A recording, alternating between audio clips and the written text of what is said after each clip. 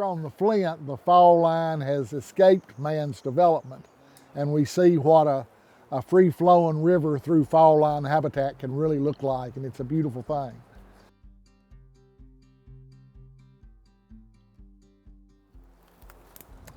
The fall line is the area of the state where the Piedmont ends and the coastal plain begins, and it's an area of very rapid change in elevation. And that rapid change in elevation results in real high water velocities and pretty high erosion rates.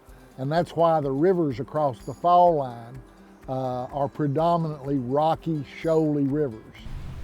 And there was a time, actually two different times, when people wanted to dam this section of the river because it has a lot of drop to it.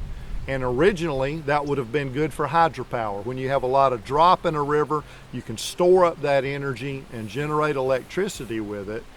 And that was originally designed in the 1940s, and there was a big fight about it in the 1970s. And the anti-dam people won.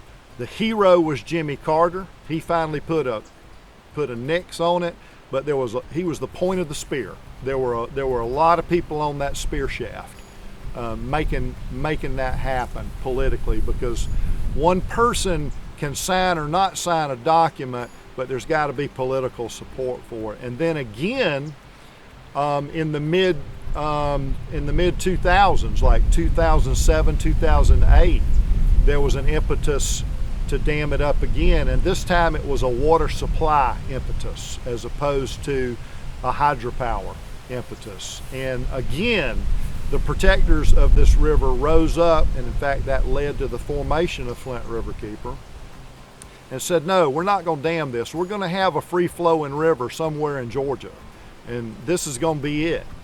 And all of that shoal habitat would have been inundated, and any portion that wasn't, that would be below the dam, there would be so much up and down called hydropeaking that it would have ruined the shoal lily habitat, and it would have attenuated the shoal bass fishery. And shoal bass are a very unique species, and they reach their peak abundance in what we think of as the shoals of the Flint River. They're present all in the Flint from one end to the other, but it's really in these shoals that are around the area of the fall line in the state where they reach their peak abundance. That's the really great habitat for them. And there's very few rivers in the state anymore that have an abundance of this kind of habitat. We have well over 40 miles. In fact, some people say it's approaching 60, depending on how you measure it, of this really peculiar habitat, frankly, because every